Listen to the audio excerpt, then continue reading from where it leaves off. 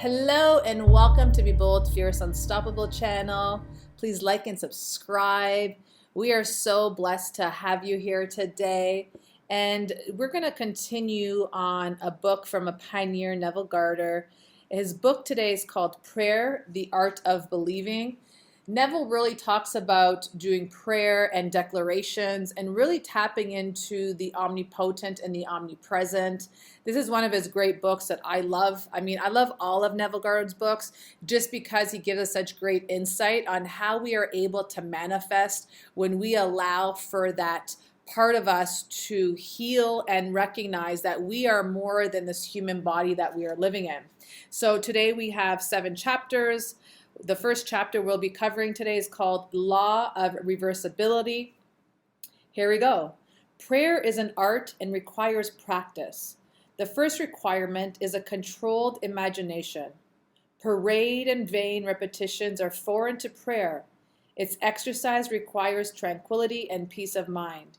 Use not vain repetitions, for prayer is done in secret, and thy Father which saith in secret shall reward thee openly. The ceremonies that are customarily used in prayer are mere superstitions and have been invented to give prayer an air of solemnity. Those who do practice the art of prayer are often ignorant of the laws that control it. This attribute the results obtained to the ceremonies and mistake the letter for the spirit. The essence of prayer is faith. But faith must be permeated with understanding to be given that active quality which it does not possess when standing alone. Therefore, get wisdom, and with all thy getting, get understanding. This book is an attempt to reduce the unknown to the known by pointing out the conditions on which prayers are answered and without which they cannot be answered. It defines the conditions governing prayer in laws that are simply a generalization of our observations. The universal law of irreversibility is the foundation on which it claims are based. Mechanical motion caused by speech was known for a long time before anyone dreamed of the possibility of an inverse transformation. This is the reproduction of speech by mechanical motion. For a long time, electricity was produced by friction without ever a thought that friction in turn can be produced by electricity. Whether or not man succeeds in reversing the transformation of a force, he knows nevertheless that all transformations of force are reversible. If he can produce mechanical motion, so mechanical motion can produce heat. If electricity produces magnetism, magnetism too can develop electric currents. If the voice can cause unadulterated currents, too can such currents reproduce the voice, and so on. Cause and effect, energy and matter, action and reaction are the same, interconvertible. This law is of the highest importance because it enables you to foresee the inverse transformation once the direct transformation is verified. If you knew how you would feel were you to realize your objective, then inversely, you would know what state you would realize were you to awaken in yourself such feeling. The injunction to prayer, believing that you already possess what you pray for, is based upon a knowledge of the law of inverse transformation. If you realize prayer produces in you a definite feeling or state of consciousness, then inversely, the particular feeling or state of consciousness must produce your realized prayer. Because all transformations of force are reversible, you should always assume the feeling of your fulfilled wish. You should awaken with you new feeling that you are and have that which heretofore you desire to be and possess. This is easily done by contemplating the joy that would be yours were your objective an accomplished fact, so that you live in more and have your being in the feeling that you wish is realized. The feeling of the wish fulfilled, if assumed and sustained, must objectify the state that would have created it. This law explains why faith is the substance of things hoped for, the evidence of things not seen, and why he calleth things that are not seen as though they were, and things that were not seen become seen.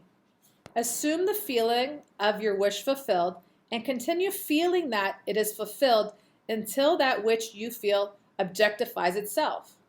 If a physical fact can produce a psychological state can produce a physical fact, and the effect A can be produced by the cause, B, then in reversely the effect, B can be produced by the cause, A, therefore I can say unto you, what things soever ye desire, when ye pray, believe that ye have received them, and ye shall have them. Mark 11:24. Chapter 2. Dual nature of consciousness.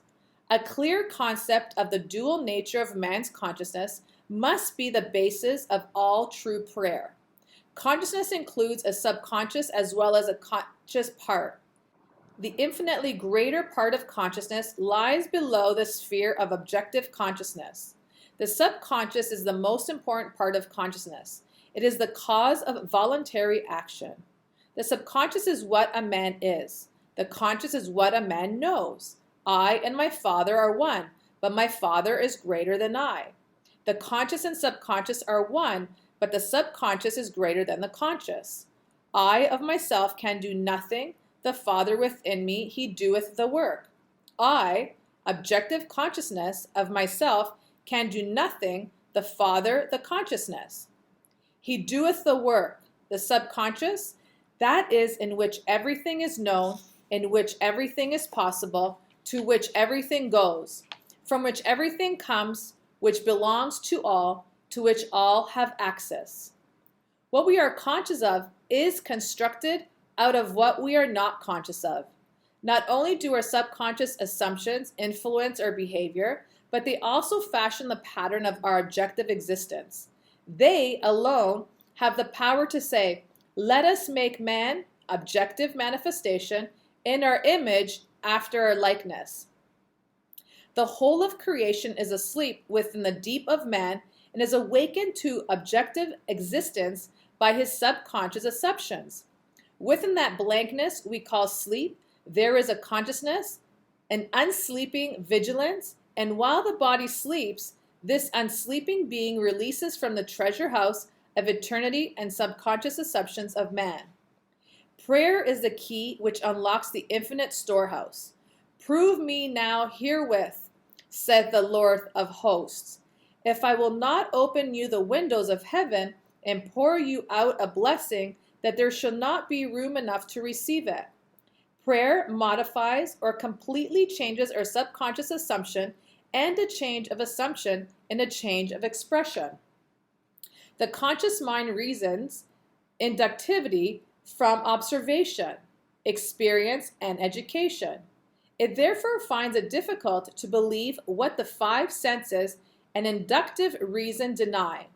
The subconscious reasons deductively and is never concerned with the truth or falsity of the premise, but proceeds on the assumption of the correctness of the premise and objectifies results which are consistent with the premise.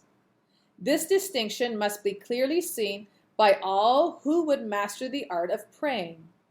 No true grasp of the science of prayer can be really obtained until the laws governing the dual nature of consciousness are understood and the importance of the subconscious realized.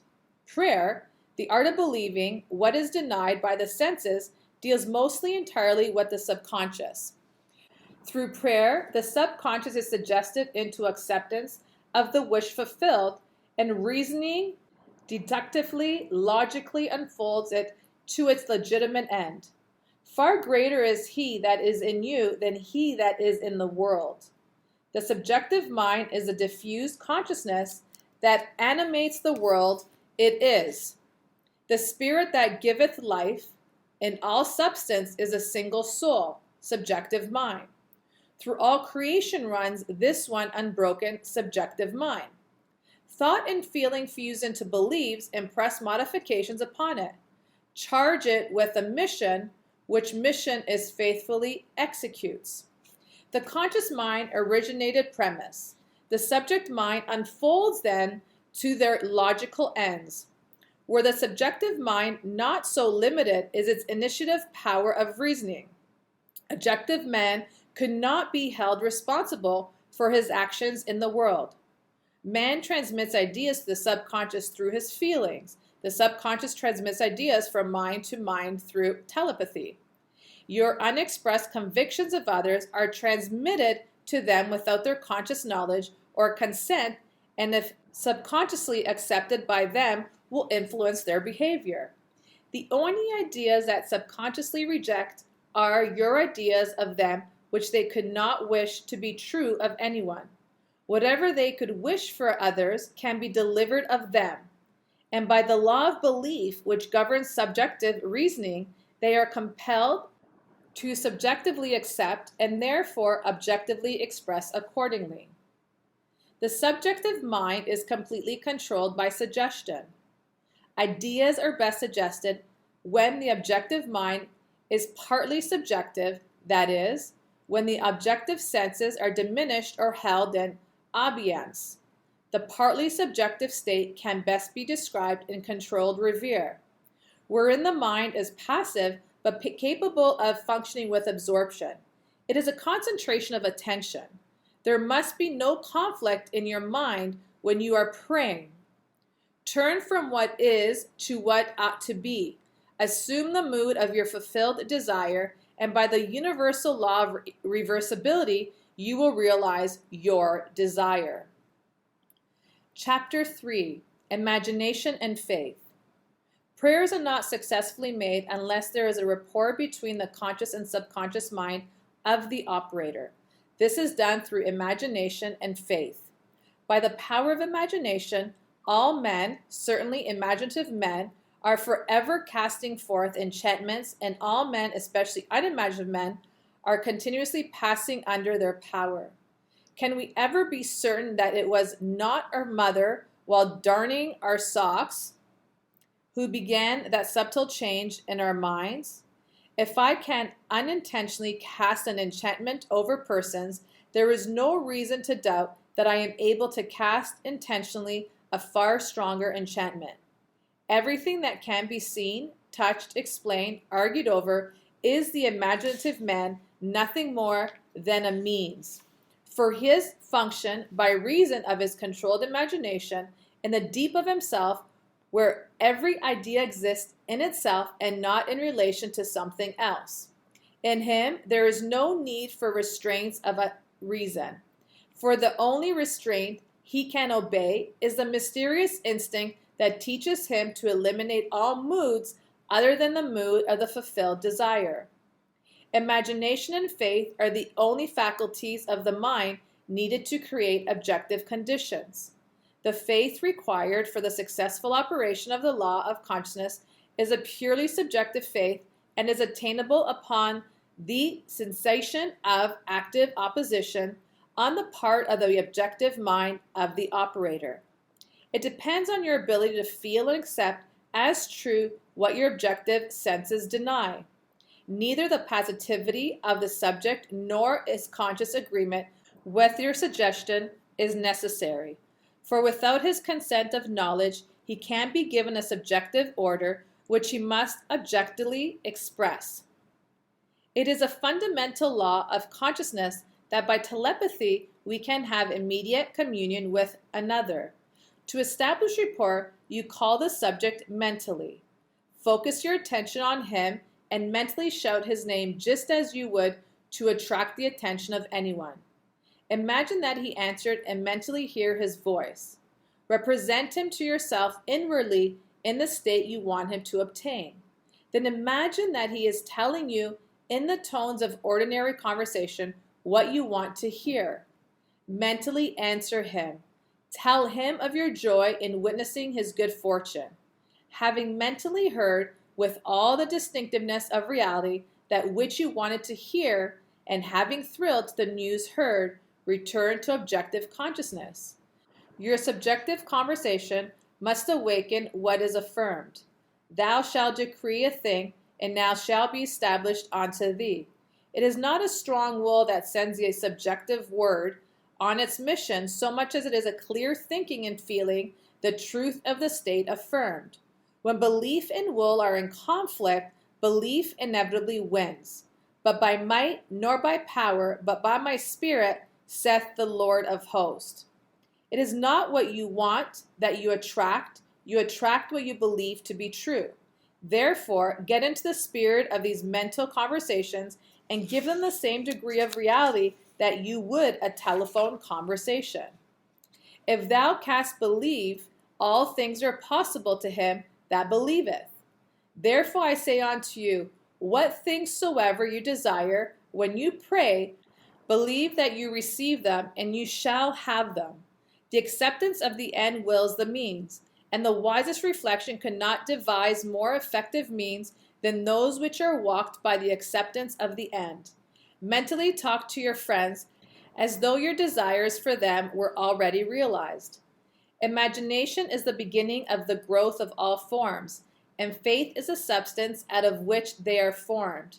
By imagination, that which exists in latency or is asleep within the deep of consciousness is awakened and is given form. The cures attributed to the influence of certain medicines, relics, and places are the effects of imagination and faith. The curative power is not in the spirit that is in them, it is in the spirit in which they are accepted. The letter killeth, but the spirit giveth life.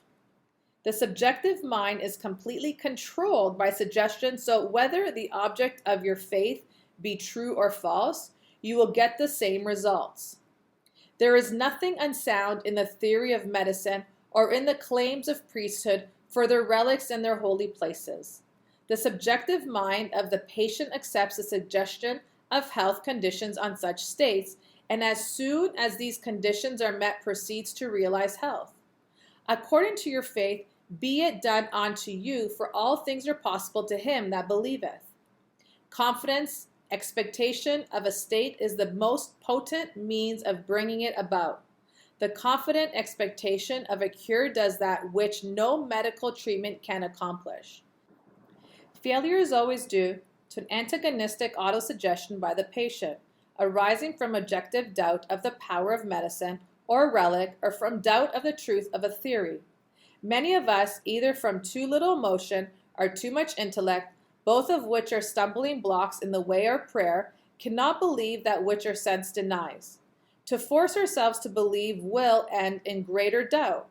To avoid such counter-suggestions, the patient should be unaware, objectively, of the suggestions which are made to him. The most effective method of healing or influencing the behavior of others consists in what is known as the silent or absent treatment. When the subject is unaware, objectively, of the suggestion given him, there is no possibility of him selling up an antagonistic belief. It is not necessary that the patient know objectively that anything is being done for him. From what is known of the subjective and objective process of reasoning, it is better that he should not know objectively of that which is being done for him. The more completely the objective mind is kept in ignorance of the suggestion, the better will the subjective mind perform its functions. The subject subconsciously accepts the suggestion and thinks he originated it, proving the truth of Spinoza dictum, that we know not the causes that determines our actions. The subconscious mind is the universal conductor which the operator modifies with his thoughts and feelings. Visible states are either the vibratory effects or subconscious vibrations within you, or they are vibratory causes of the corresponding vibrations within you.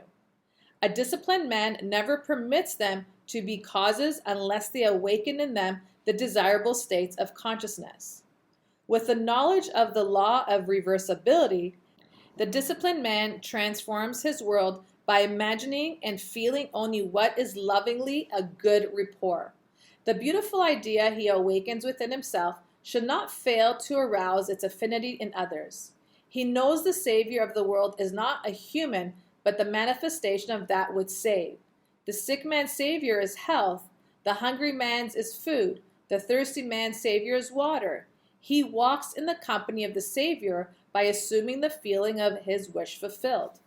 By the law of reversibility, that all transformations of force are reversible, the energy or feeling awakened transforms itself into the state imagined. He never waits 4 months for the harvest. If in 4 months the harvest will awaken in him a state of joy, then in reversely, the joy of harvest now will awaken the harvest now. Now is the acceptable time to give beauty for ashes, joy for mourning, praise for the spirit of heaviness, that they might be called trees of righteousness, the planting of the Lord, that he might be glorified. Chapter 4. Controlled Revere. Everyone is amenable to the same psychological laws which govern the ordinary hypnotic subject. He is amenable to control by suggestion. In hypnosis, the objective senses are partly or totally suspended. However, no matter how profoundly the objective senses are locked in, hypnosis, the subjective faculties, are alert and subject recognizes something that goes on around him. The activity and power of the subjective mind are proportionate to the sleep of the objective mind. Suggestions which appear powerless when presented directly to the objective consciousness are highly efficacious when the subject is in hypnotic state. The hypnotic state is simply being unaware objectively. In hypnotism, the conscious mind is to put to sleep that the subconscious powers are exposed as to be directly reached by the suggestion. It is easy to see from this, providing you accept the truth of mental suggestions, that anyone can objectively aware of you is in a profound hypnotic state relative to you. Therefore, curse not the king, not in the thought, the curse not the rich in the bedchamber. For a bird of the air shall carry the voice, and that which hath wings shall tell the matter. What you sincerely believe as true of another, you will awaken within him. No one need be entranced in the ordinary manner to be helped. If the subject is consciously unaware of the suggestion, and if the suggestion is given with conviction and confidently accepted by the operator, a true then you have the ideal settling for a successful player. Represent the subject to yourself mentally as though he had already done that which you desire him to do. Mentally speak to him and congratulate him on having done that you want him to do. Mentally see him in the state you want him to obtain. Within the circle of its action, every word objectively spoken awakens objectively. What it affirms incredulity on the part of the subject is no hindrance when you are in control of your revere. Bold assertion by you, while you are in a partly subjective state, awakens what you affirm. Self-confidence on your part and through belief in the truth of your mental assertion are all that is needed to produce results. Visualize the subject and imagine that you hear his voice. This establishes contact with the subjective mind. Then imagine that he is telling you what you want to hear. If you want to send him words of health and wealth, then imagine that he is telling you, I have never felt better and I have never have more. And mentally tell him of your joy in witnessing his good fortune. Imagine that you see and hear his joy. A mental conversation with a subjective image of another must be in a manner which does not express the slightest doubt as to the truth of what you hear and say. If you have the least idea that you do not believe what you have imagined, you have heard and seen, the subject will not comply. For your subjective mind will transmit only your fixed ideas. Only fixed ideas can awaken their vibratory correlates in those towards whom they are directed.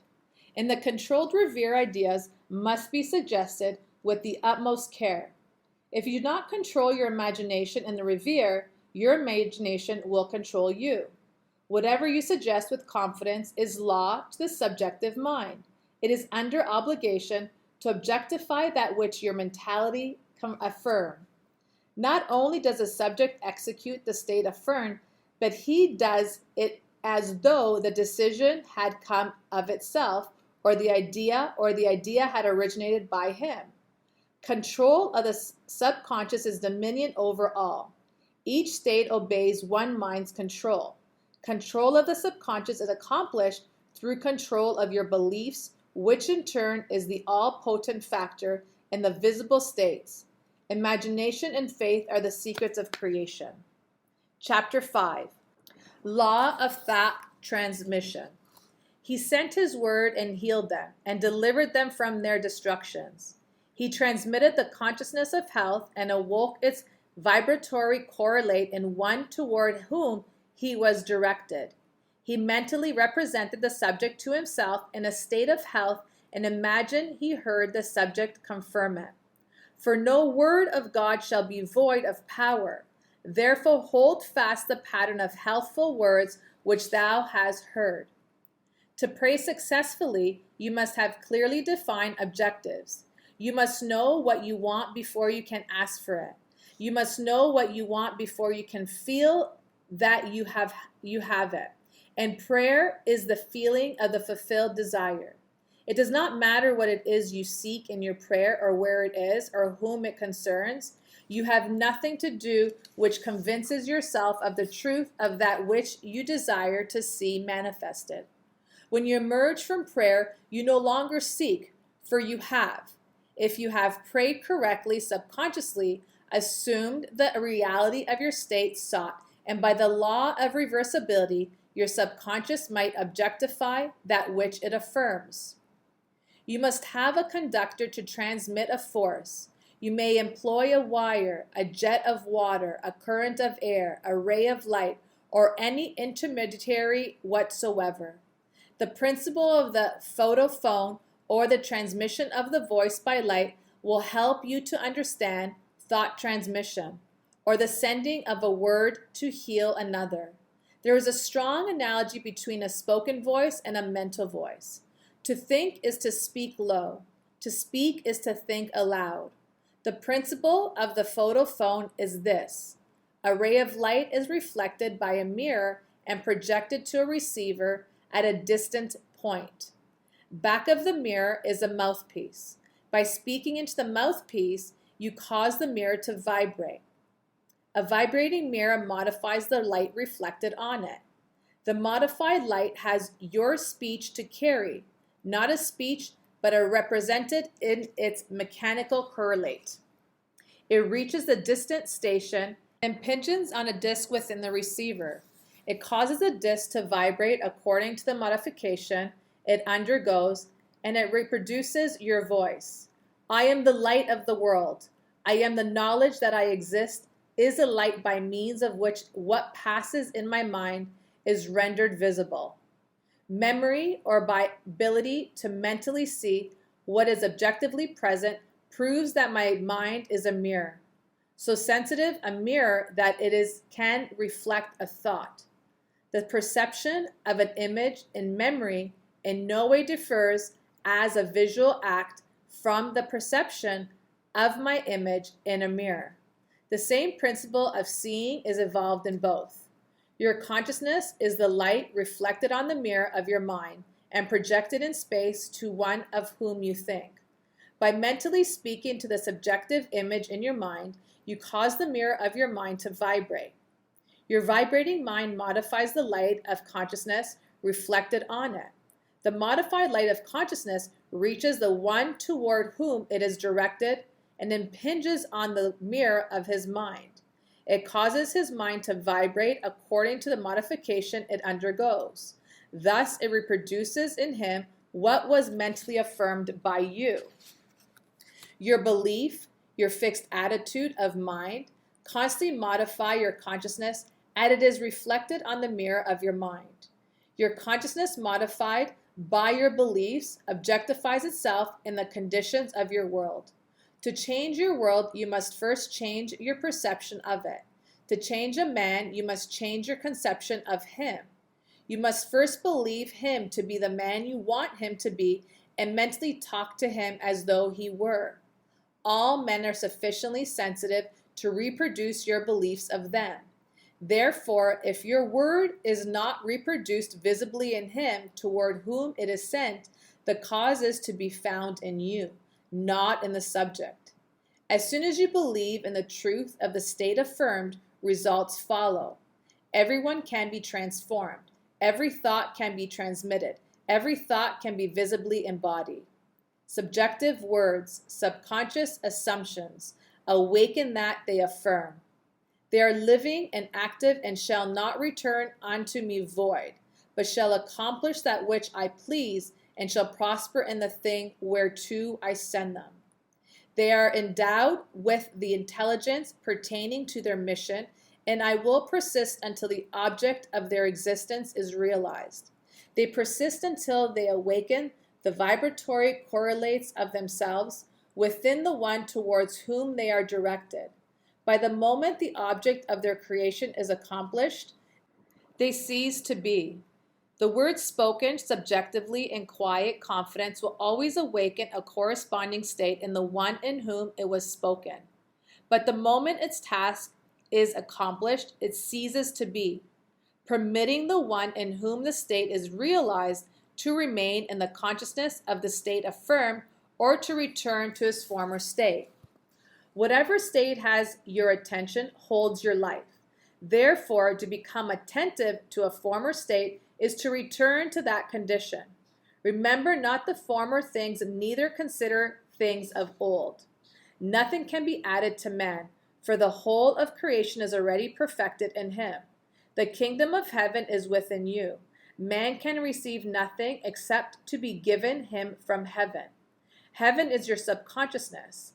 Not even a sunburn is given from without.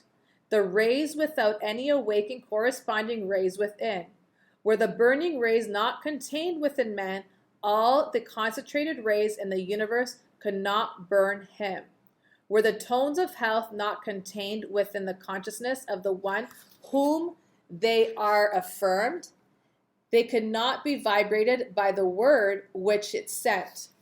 You do not really give up another. You resurrect that which is asleep within them. The damsel is not dead, but sleepeth. Death is merely a sleeping and forgetting. Age and decay are the sleep, not death, of youth and health. Recognition of a state vibrates or awakens it. Distance, as it is cognized by your objective senses, do not exist for the subjective mind. If I take the wings of the morning and dwell in the uttermost parts of the sea, even there shall they hand lead me. Time and space are conditions of thought. The imagination can transcend them and move in psychological time and space. Although physically separated from a place by thousands of miles, you can mentally live in the distant place as though it were there. Your imagination can easily transform winter into summer, New York into Florida, and so on. Whether the object of your desire be near or far, results will be the same. Subjectively, the object of your desire is never far off. Its intense nearness makes it remote from observation of the sense. It dwells in consciousness, and consciousness is closer than breathing and nearer than hands and feet. Consciousness is the one and only reality. All phenomena are formed of the same substance, vibrating at different rates.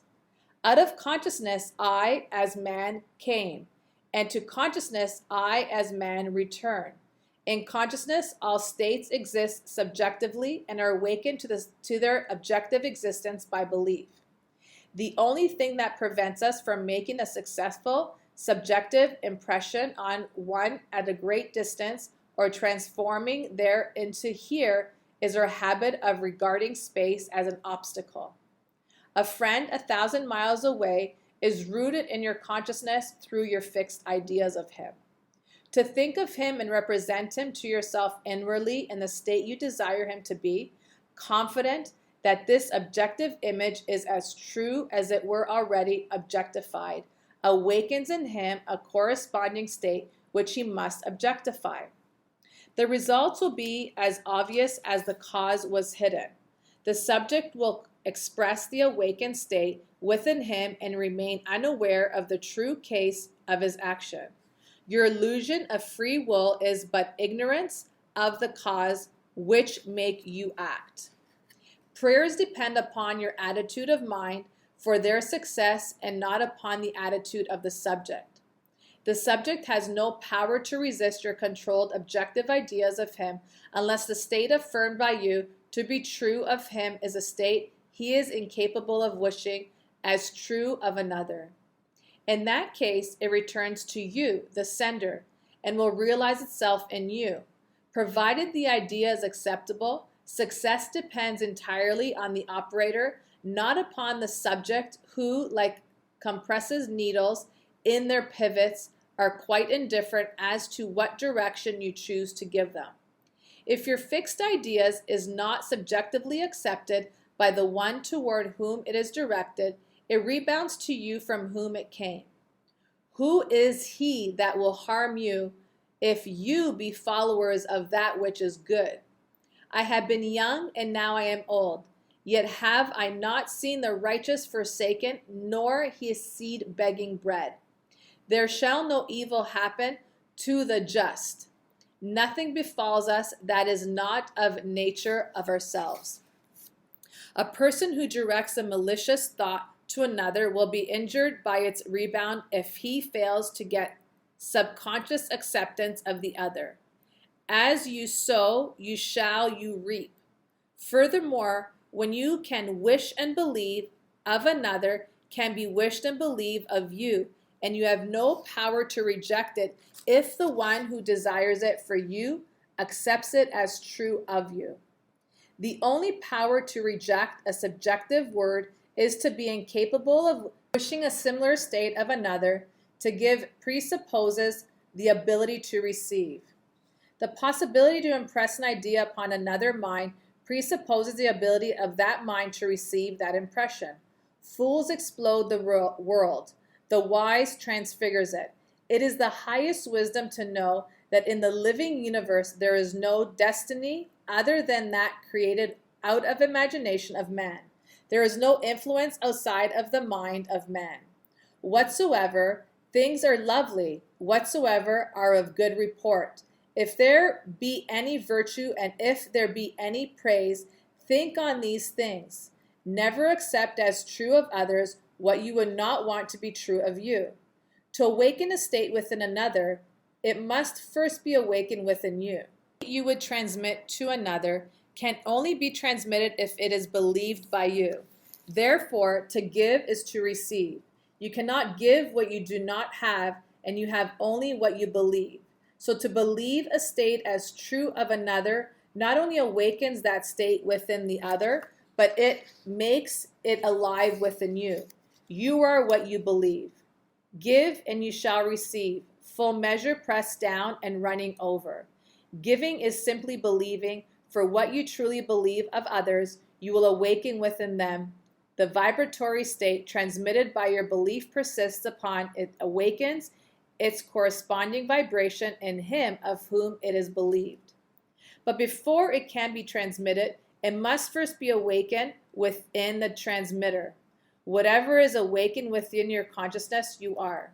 Whether the belief pertains to self or another does not matter, for the believer is defined by the sum total of his beliefs or subconscious assumptions. As a man thinketh in his heart, and the deep subconscious of his self, so is he. Disregard appearances and subjectively affirm as true that which you wish to be true.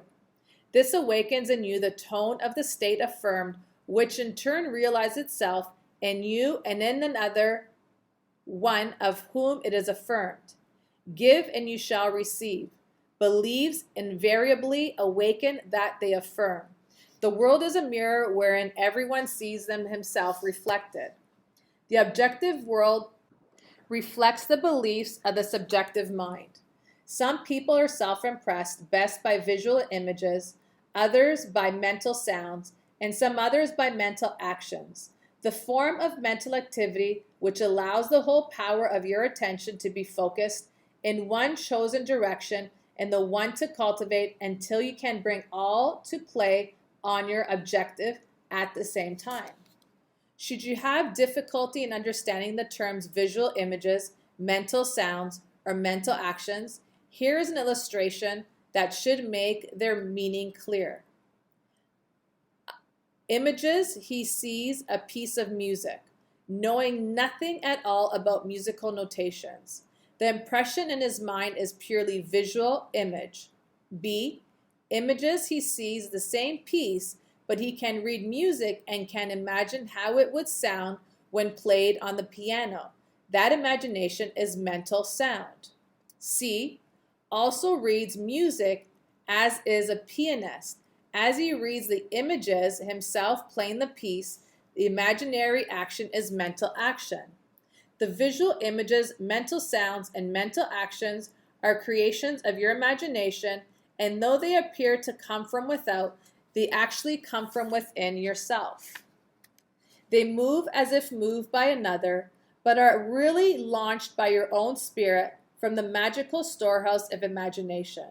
They are projected into space by the same vibratory law that governs the sending of a voice or picture. Speech and images are projected not as speech or images, but as vibratory correlates. Subjective mind vibrates according to the modifications it undergoes by the thought and feelings of the operator. The visible state created is the effect of the subjective vibrations. A feeling is always accompanied by a corresponding vibration, that is, a change in expression or sensation in the operator. There is no thought or feeling without expression. No matter how emotionless you appear to be, if you reflect with a degree of intensity, there is always an execution of slight muscular movements. The eye, though shut, follows the movements of the imaginary objects, and the pupil is dilated or contracted according to the brightness or the remoteness of those objects. Respiration is accelerated or slowed. According to the course of your thoughts, the muscles contracted correspondingly to your mental movements. This change of vibration persists until it awakens a corresponding vibration in the subject, which vibration then expresses itself in a physical fact, and the Word was made flesh.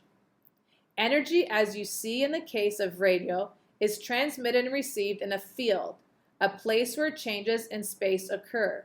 The field and energy are one and inseparable. The field or subject becomes the embodiment of the word or energy received. The thinker and the thought, the operator and the subject, the energy and the field are one. Were you still enough to hear the sound of your beliefs, you would know what is meant by the music of the spheres. The mental sound you hear in prayer as coming from without is really produced by yourself. Self-observation will reveal this fact. As the music of the spheres is defined as the harmony heard by the gods alone and is supposed to be produced by the movements of the celestial spheres, so too is the harmony you subjectively hear for others, heard by you alone, is produced by the movement of your thought and feelings in the true kingdom of heaven within you. Chapter 6, Good Tidings. Hello, beautiful upon the mountains are the feet of him that bringeth good tidings, that publish peace, and bringeth good tidings of good, the published salvation. A very effective way to bring good tidings to another is to call before your mind's eye the subjective image of the person you wish to help and have him affirm that which you desired him to do. Mentally hear him tell you he has done it. This awakens within him the vibratory correlate of the state affirmed, which vibration persists until its mission is accomplished. He does not matter what it is you desire to have done or whom you select to do it. As soon as you subjectively affirm that it is done, results follow. Failure can result only if you fail to accept the truth of your assertion or if the state affirmed would not be desired by the subject for himself or another. In the latter event, the state would realize itself in you, the operator. The seemingly harmless habit of talking to yourself is the most fruitful form of prayer. A mental agreement with a subjective image of another is the surest way to pray for an argument. You're asking to be offended by the other when you subjectively meet. He is compelled to act in a manner displeasing to you, unless before the meeting you are countermand or modify your order by subjectively affirming a change. Unfortunately, a man forgets his subjective arguments, his daily mental conversations with others, and so is at a loss for an explanation of the conflicts and misfortunes of his life. As mental arguments produce conflicts, so happy mental conversations produce corresponding visible states of good tidings. Man creates himself out of his own imagination.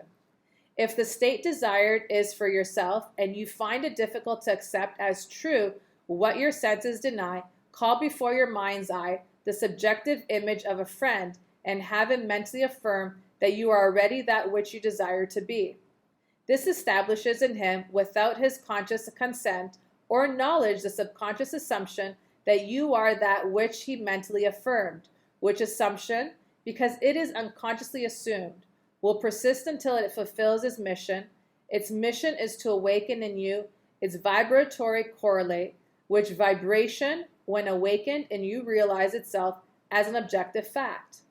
Another very effective way to pray for oneself is to use the formula of Job, who found that his own captivity was removed as he prayed for his friends.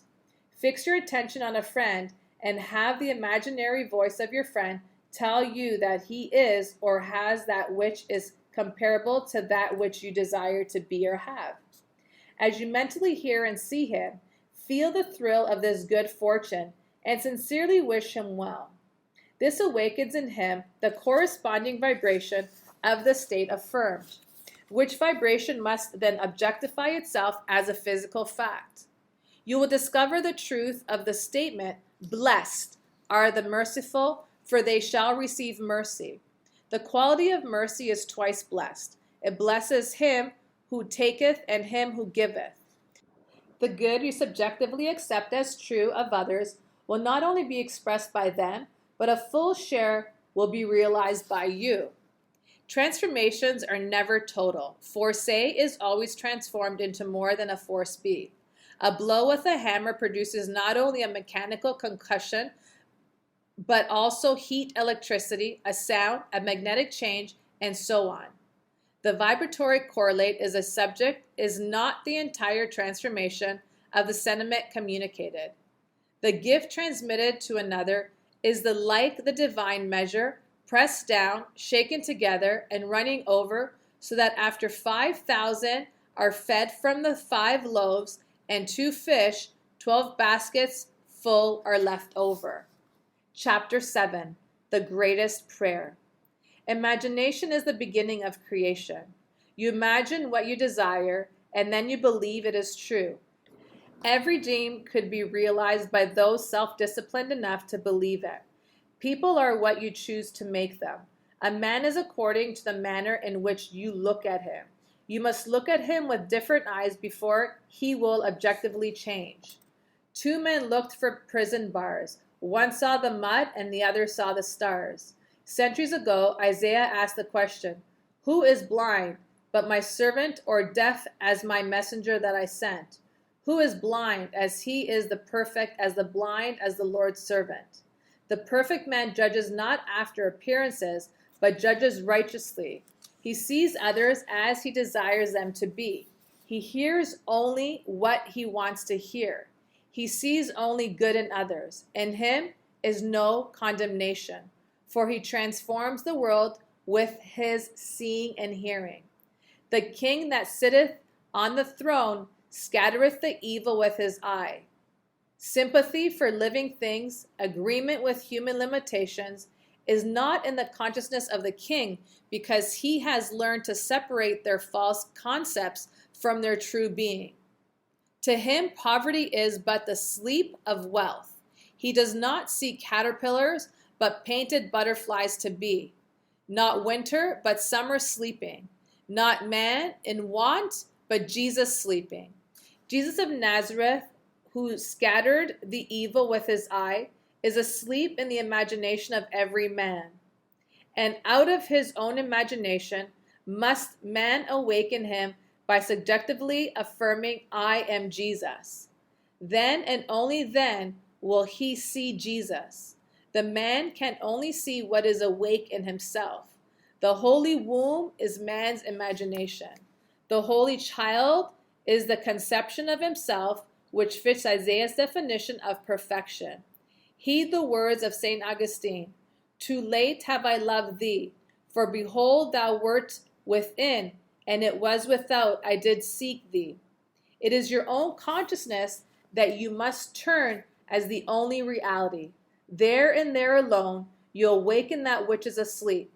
Though Christ 1,000 times in Bethlehem be born, if he is not born of in thee, thy soul is still forlorn. Creation is finished. You call your creation into being by feeding the reality of the state you would call. A mood attracts its affirmities, but it does not create what it attracts. A sleep is called by feelings, I am sleepy. So too is Jesus Christ called by the feeling, I am Jesus Christ. Man sees only himself. Nothing befalls man that is not the nature of himself. People emerge out of the mass, train their close affinity to your moods as they are engendered. You meet them seamlessly by accident, find they're intimates of your moods. Because your moods continually internalize themselves, you could prophesy from your moods that you, without search, would soon meet certain characters and encounter certain conditions. Therefore, call the perfect one into being by living in the feeling, I am Christ. For Christ is the one concept of self through which can be seen the unveiled realities of eternity. Our behavior is influenced by our subconscious assumptions respecting our own social intellectual rank and that of the one we are addressing. Let us seek for and evoke the greatest rank, and the noblest of all is that which disrobes man of his morality and clothes him with incurred immorality glory. Let us assume the feeling I am Christ, and our whole behavior will subtly and unconsciously change in accordance with the assumption. Our subconsciousness assumptions continually internalize themselves that others may consciously see us as we subconsciously see ourselves and tell us by their actions what we have subconsciously assumed of ourselves to be. Therefore, let us assume the feeling I am Christ until our conscious claim becomes our subconscious assumption that we all with open face, beholding as in a glass the glory of the Lord, are changed into the same image from the glory to glory. Let God awake, his enemies be destroyed. There is no greater prayer for man. This has been such a beautiful read by Neville Goddard in teaching you that you are what you put into your mind. From subconscious to consciousness and consciousness to subconsciousness is the cause of effect of how we are living in today's society within your reality. And when you start shifting the conscious into subconsciousness and start to have that mirror effect between two minds, your life could change drastically. Thank you for listening. Like and share, subscribe to this channel, and we look forward to connecting with you again. Blessed stay, and may you manifest everything that you desire into your reality. Bye-bye for now.